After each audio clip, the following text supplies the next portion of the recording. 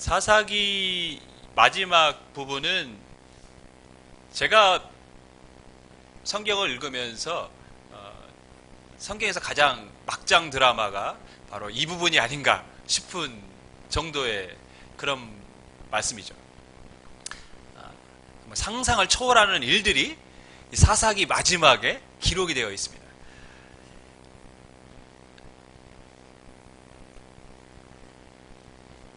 시간이 없는 관계로 제가 이제 서론을 빼고 이렇게 본론부터 이제 들어가도록 하겠습니다.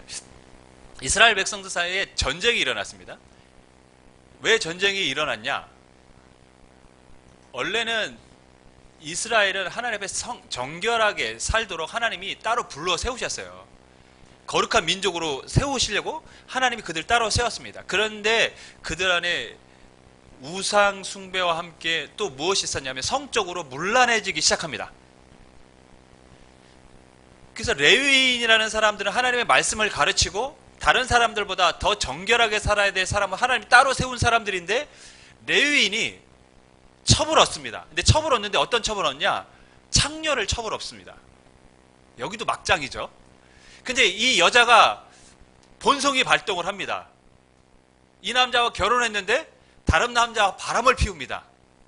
원래 이스라엘에서 바람 피우면 어떻게 되죠? 돌에 맞아 죽습니다. 그러니까 도망을 칩니다. 자기 집으로. 친정으로 도망갔어요. 근데 율법에 의하면 돌에 맞아 죽어야 됩니다. 근데 이 레위인이 이 여자를 너무 사랑했나 봐요. 그래서 찾아갑니다. 처가로 찾아가서 여인을 막 구슬려서 데리고 옵니다. 여기까지는 로맨스죠. 뭐 신분적으로도 봐도 그렇게 탐탁치 않은 그런 여인이 사고를 쳤음에도 불구하고 이 남자가 얼마나 사랑했으면 이 여자를 다시 자기의 집으로 데리고 오려고 합니까? 여기까지는 정말 완벽한 로맨스입니다. 근데 그 뒤부터는 더 막장 드라마가 펼쳐집니다. 돌아오는 길에요. 기브아라는 곳에 머물게 됩니다. 하룻밤 지내게 됐어요. 날이 저물어서. 근데 이 기브아라는 지역은 베냐민 지파입니다. 근데 어느 한 노인의 집에 머물게 됐는데 이 지역의 불량배들이 갑자기 그 노인의 집을 찾아와서 소란을 피웁니다. 레위인을 내보내라는 거예요. 왜냐? 그 이유는 그 레위인과 성관계를 갖겠다는 겁니다. 남자인데 남자들이 그러니까 공공연하게 뭘 하겠다는 겁니까? 동성연애를 할 테니까 내보내라는 거예요. 골 때리는 사회입니다. 근데 더 골 때리는 건 그 노인입니다. 노인이 뭐라고 얘기하죠? 나에게 결혼하지 않은 딸이 있다. 딸을 내줄 테니까 너희들 마음대로 하고 이 손님은 손대지 마라. 여러분 지금 이게 상식적으로 이해가 됩니까? 전혀 안 되는 지금 일들이 벌어지고 있어요. 그런데도 불구하고 이 불량배들이 소란을 피우고 남자를 계속 끄집어내라고 막 이렇게 무력을 행사하려고 하니까 레위인이 겁이 났던 거죠. 그래서 어떻게 했냐면 자신이 데려온 첩을 밖으로 밀어내버리고 문을 걸어 잠갔습니다. 여러분 불륜을 저지르고 도망친 여인을 처가까지 가서 데려왔어요. 근데 지금은 뭐하고 있습니까? 자기 살겠다고 그 여인을 불량배에게 내버려두고 문을 걸어 잠가버렸어요. 못 들어오게. 참 믿을 게 못 되죠. 믿을 게 못 됩니다. 그래서 이 여자가 불량배들에게 폭행을 당하고 성폭행을 당하고 집으로 돌아오는 길에 문 앞에서 죽어버렸습니다. 근데 이 레위인 남편이 본인이 생각하기에 너무 억울한 거예요. 그러니까 어떻게 했냐면 집으로 돌아가서 그 아내의 시신을 12토막을 냅니다. 그리고 이스라엘의 각 지파로 보냅니다. 이 시신을 받아본 사람들이 놀라겠습니까? 안 놀라겠습니까? 원래 우리나라도 그렇지만 시신을 훼손하는 것은 이스라엘 사회에서도 굉장히 불명예스럽고 하지 말아야 될 일인데 레위인이 그렇게 보냈어요. 그러니까 사람들이 놀래가지고 미스바라는 곳에 다 모여서 이게 도대체 무슨 일이냐? 왜 이스라엘이라는 이 하나님의 나라에서 이런 일이 벌어졌느냐 하고 다 모여들었습니다. 그래서 레위인에게 자초지정을 들었습니다.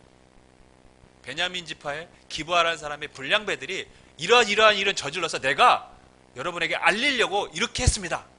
사람들이 분노가 막 일어납니다. 그놈들은 가만히 두서는 안 된다는 것이죠. 그래서 베냐민 사람들에게 그 건달을 내보내라. 그들은 처벌을 받아야 된다. 근데 베냐민 사람들이 거부를 합니다.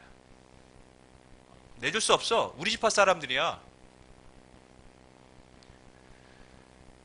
진리도 없고 공의도 없고 성적으로는 문란하고 지금 이스라엘 사회가 실은 엉망진창입니다. 그래서 어떻게 합니까? 이 11개 지파와 베냐민 지파, 원래 이스라엘은 12지파, 야곱의 12아들이로 된 나라입니다. 그 지파별로 된 나라들인데 11개 지파와 베냐민 지파하고 전쟁이 벌어집니다. 전쟁이 쉽게 끝날 것 같죠. 왜? 11개 지파와 1개 지파니까요. 근데 베냐민 지파가 1차 전쟁, 2차 전쟁에서 다 승리합니다.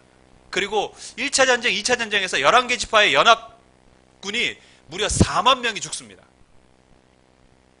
그제서야 11개 지파가 울며 통곡하며 하나님 앞에 우리 어떻게 해야 됩니까? 그래서 다시 3차 전쟁을 시도를 합니다. 이 전쟁에서 결국 승리를 하죠. 근데 여기서부터 더 큰 문제가 발생합니다.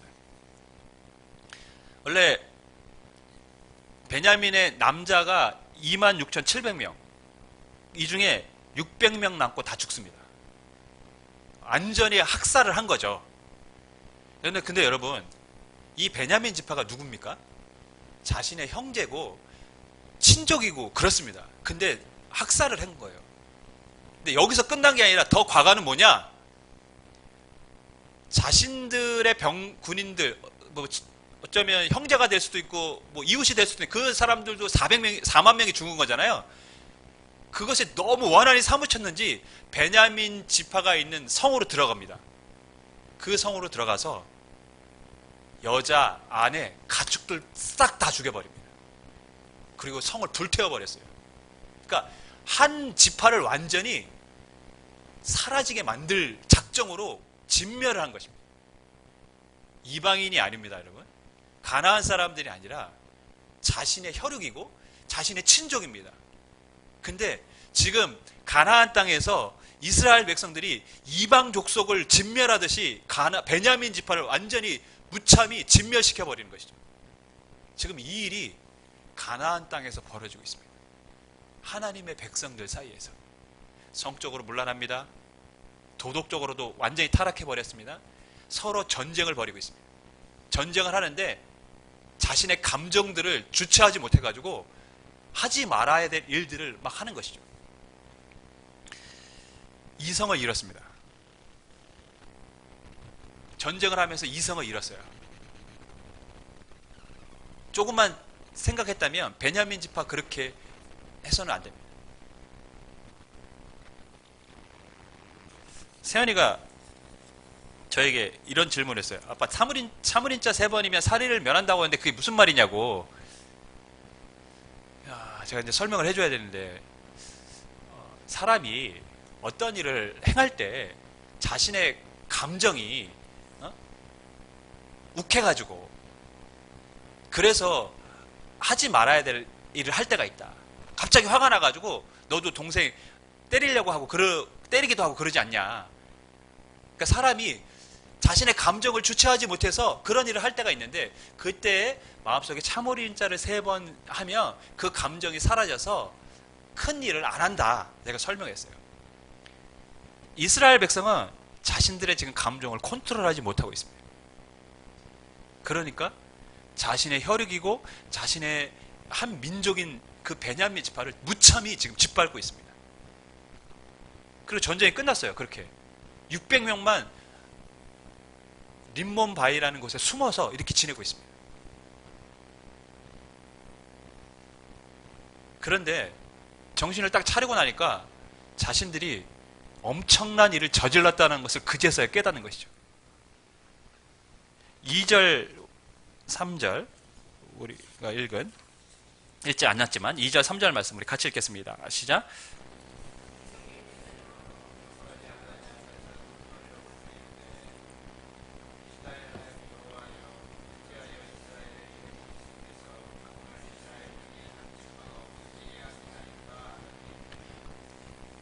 정신을 차리니까 지금 자기들이 한 일이 너무 큰 일을 했다라는 걸 알았어요. 베냐민이라는 지파를 완전히 자신들이 땅에서 없어지게 할 정도로 그들을 짓밟아 버렸다는 그제서야 깨닫습니다. 근데 재밌는 건 뭐냐면 그 책임을 누구에게 전가합니까? 하나님께 전가를 하고 있어요. 하나님, 어찌해서 하나님 이렇게 하셨습니까? 지금 이렇게 하고 있어요. 언제 하나님이 베냐민 진멸하라고 하신 적이 없어요. 자신들이 계속해서 전쟁합니까? 전쟁합니까? 전쟁합니까? 하니까 하나님이 니네 마음대로 해. 그냥 가서. 근데 그들은 전쟁을 해서 불의한 것을 심판하는 정도가 아니라 아예 하지 말아야 될 그 일들까지 넘어서서 지금 했던 것이죠. 근데 이제서야 그 일을 누구에게 전가합니까? 왜 하나님 그렇게 하셨습니까? 하나님 보시기에 되게 웃겼을 것 같아요. 내가 언제 베냐민 지파 그렇게 죽이라고 했어. 또 하나 재밌는 것은 600명의 남자가 살아있습니다. 아직. 그러면 베냐민 지파가 완전히 없어진 것은 아닙니다. 왜냐하면 자신들의 딸들과 결혼을 시켜서 그 베냐민 지파가 이어지도록 만들면 되는 것이죠. 근데 그런 생각을 지금 못하고 있습니다. 못하는 것이 아니라 할 수 없다고 생각을 합니다. 왜냐하면 처음에 미스바에서 딱 모였을 때 어떻게 맹세를 했냐면 우리의 우리의 딸들을 베냐민의 아들들하고는 이제는 결혼시키지 말자. 기분이 나빴던 거예요. 베냐민이 그 사람들을 안 내보내니까 건달들을 내보내주지 않으니까 저런 인간들하고는 상종을 하면 안 되겠다. 결혼하지 말자. 혼인관계 맺지 말자는 거예요. 베냐민이랑. 실은 원래 혼인관계를 맺지 말라고 한 거는 누구를 대상으로 합니까? 가나안 사람들입니다. 가나안 사람들이라고는 혼인을 하지 말라고 하나님이 명령하셨어요. 근데 이 명령을 지켰습니까? 안 지켰습니까? 안 지켰어요. 혼인했어요, 다.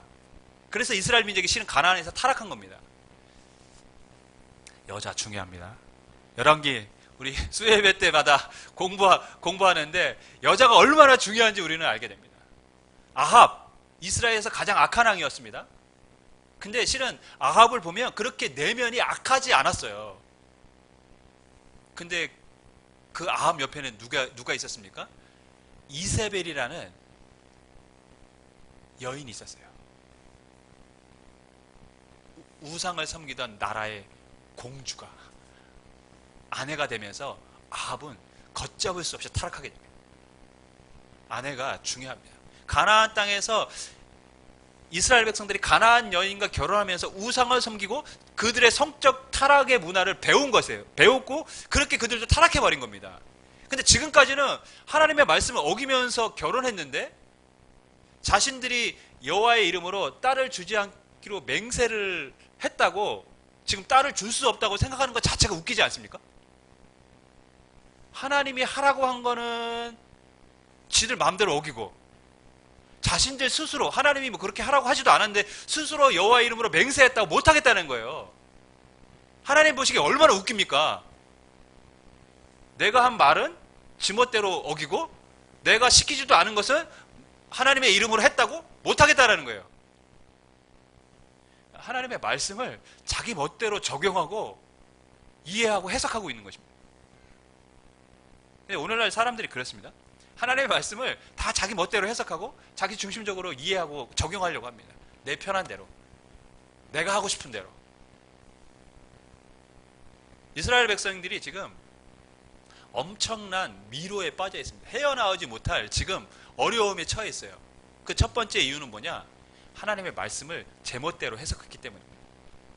말씀대로 살아야 길이 있는데 그죠? 이정표를 보고 가야 길이 있지 않습니까? 요즘은 뭐 내비가 다 알려주지만 그러니까 내비가 알려주는 방향으로 가야 바로 갈 수 있는데 내비가 알려주는 방향으로 가는 것이 아니라 내가 생각한 대로 막 가는 거예요. 물론 길을 알면 빨리 갈 수도 있습니다. 근데 초행길을 내비가 알려주지 않는 진데 혀가 안 들어가죠? 내비가 알려주지 않는데 내가 원하는 대로 한다면 바른 길을 갈 수 없는 것이죠. 지금 이스라엘 백성이 미로 속에 빠져있는 이유가 그겁니다. 미로라는 단어가 뭡니까? 길이 여러 갈래가 나서 헤어나오기 힘든 길이 미로입니다. 이스라엘 백성들은 지금 미로에 빠져버렸어요. 그래서 어디로 가야 될지, 어떻게 해결해야 될지 모르는 지금 상황 가운데 있습니다. 그 이유가 뭐냐? 하나님의 말씀대로 해석하지 않고 살지 않고 제멋대로 지금 말씀을 적용하고 해석하고 있기 때문에 그렇습니다. 그래서 자기 나름대로 해결 방법을 지금 찾으려고 합니다. 근데 저는 이게 웃겨요. 왜냐하면 첫 번째, 하나님 앞에 하나님 우리 맹세가 옳은 것입니까? 아닌 것입니까? 먼저 하나님께 물어야 되잖아요. 그럼 철회하면 되잖아요. 아니다. 근데 그거는 못하는 거예요. 그러니까 자기 생각들은 지금 옳다고 지금 생각하고 있는 것이죠. 그리고 지금까지도 이방 여자들과도 결혼하지 말라고 한 거 결혼했는데 왜 베냐민 지파에게 자신들의 딸들을 못 줍니까? 주면 되지. 근데 안 된다고 딱 자신들이 결정을 해버렸어요. 하나님의 생각은 전혀 묻지도 않고. 그러면서 자기들의 생각들, 자기들이 이 문제를 어떻게 해결해야 될지를 연구하기 시작합니다. 그러면서 아주 황당한 정말 막장인 결론을 도출하게 됩니다. 8절부터 11절인데요. 8절부터 11절 우리 같이 읽습니다. 시작.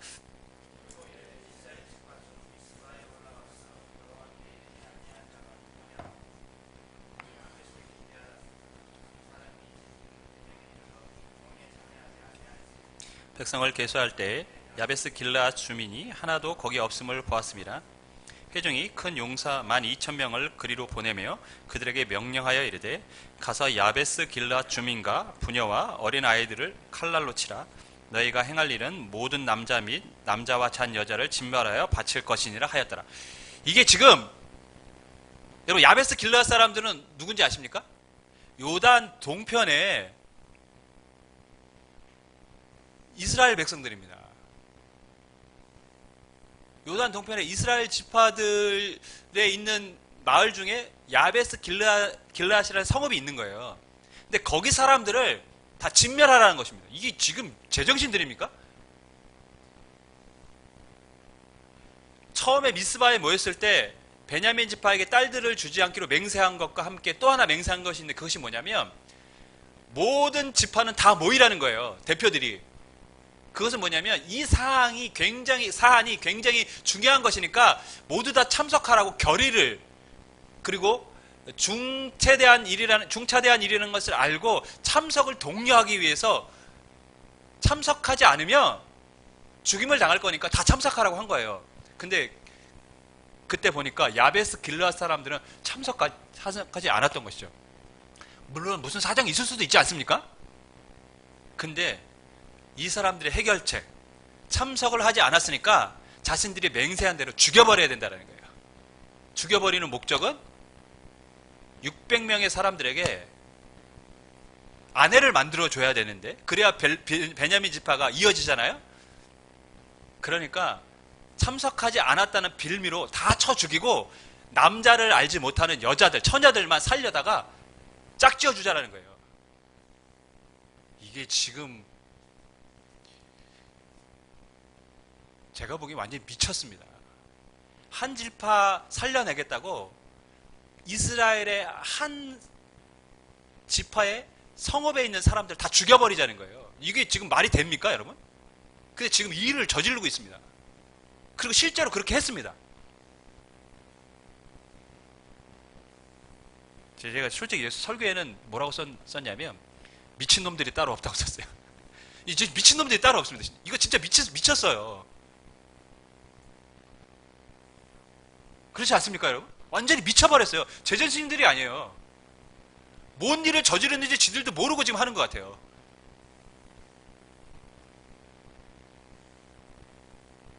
실수를 했으면 하나님 앞에 용서를 구하고 하나님의 뜻이 어디 있는가를 찾아야 되는데 자신들의 잘못은 인정하지 않고 그것은 그대로 고수하려고 하고 다른 방법을 자꾸 찾으려고 하니까 더 안 좋은 생각들만, 더 좋지 않은 방법들을 자꾸 끄집어내는 것이죠. 그렇게 해서 데리고 온 여자가 400명입니다. 200명이 부족하잖아요. 그럼 어떡합니까? 200명을 또 마련해야 돼요. 그래서 한 일이 실로라는 곳에서 매년 절기가 있는데 거기에 여자들이 절기를 지키기 위해서 올라오니까 여자들을 숨어 있다가 베냐민 지파 사람들에게 한 명씩 보쌈에 가라 이렇게 말한 거예요. 왜 보쌈에 가라고 했냐면 보쌈에 간 거는 자신들이 준 겁니까? 안 준 겁니까? 자신들이 안 줬다는 거죠. 우리는 맹세를 했기 때문에 줄 수는 없다. 하지만 너희들이 보쌈에 간다면 우리는 그거에 대해서 뭐라고 하지 않겠다. 지금 눈 가리고 아웅하는 거죠. 참 재밌는 사람들입니다. 그리고 만약에 그 아버지들이 따지면 우리가 설득하겠다는 거예요. 야, 너희가 준 게 아니고 그들이 보쌈에 간 거니까 너희들에겐 책임이 있는 게 아니야. 너희가 맹세를 안 지킨 게 아니야. 괜찮아. 이렇게 말하겠다는 거예요. 그러니까 200명 데려가라는 거예요. 정말 웃지 못할 해프닝이 지금 이스라엘 땅에서 지금 벌어지고 있습니다. 대체 지금 뭔 일을 하고 있는 것이죠? 가끔 교회 행사를 하면 웃지 못할 해프닝이 있습니다. 예전에 교회마다 이제 총동원 전도주일이 유행일 때가 있었어요. 그러면 교회마다 이슈가 된 게 그 총동원 주일에 얼마나 많은 사람이 동원됐는가, 그것이 이제 교회의 자랑이기도 하고 그런 게 소문나면 대단한 교회로 알려지기도 합니다. 그래서 뭐 총동원 전도주일에 1000명이 모였다, 뭐 2000명이 모였다. 그러다 보니까 교회에 직분을 가진 사람들이 부담이 있는 거예요. 데리고 와야 되니까 사람을. 자기 아는 사람 중에 교회에 다니는 사람들, 이번 주만 우리 교회 좀 와라. 그렇게 해서 오신 분들도 굉장히 많아요. 근데 저는 궁금한 게 그 오신 분들이 더 궁금해요. 아니 자기 교회에 놔두고 왜 온 거예요 도대체. 여러분 눈 가리고 아웅하는 이러한 일들이 지금 실은 우리 사회에서도 일어나고 있고 우리의 교회 현장에서도 일어나고 있습니다. 하나님 보시기엔 참 과간이라는 생각이 들 것 같아요. 여러분 사사시대 이스라엘 백성들이 지금 미로 속에 빠져서 헤어나오지 못하고 있습니다. 그렇게 보이지 않습니까?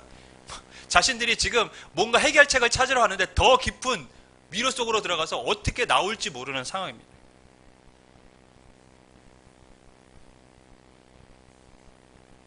왜 이렇게 미로 속에 빠져버렸을까요? 25절이 그 이유를 우리에게 가르쳐 줍니다. 25절 말씀 같이 읽습니다. 시작.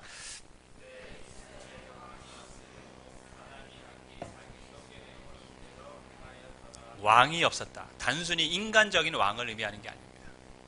하나님이 이스라엘 백성의 왕이시고 하나님의 말씀을 따라 살아야 되는 이스라엘 백성들이지만 하나님의 통치를 받아야 되는데 그렇게 하지 않았다는 것입니다. 그래서 뭐 어떻게 했다고요? 자기 소견대로. 이 소견대라는 단어의 원어는 눈에 좋은 대로. 그러니까 자기 눈에 좋은 대로 한 거예요. 하고 싶은 대로 했다는 거예요. 하고 싶은 대로 하니까 이스라엘 사회가 점점점 미궁 속으로 빠져들어요. 우리는 인생을 살면서 실은 이렇게 미로에 빠질 때가 있죠. 뭘 해도 안 됩니다. 내가 자꾸 방법을 동원해도 점점점 헤어날 길이 없을 정도로 힘들어지는 상황에 놓여 있을 때도 있습니다.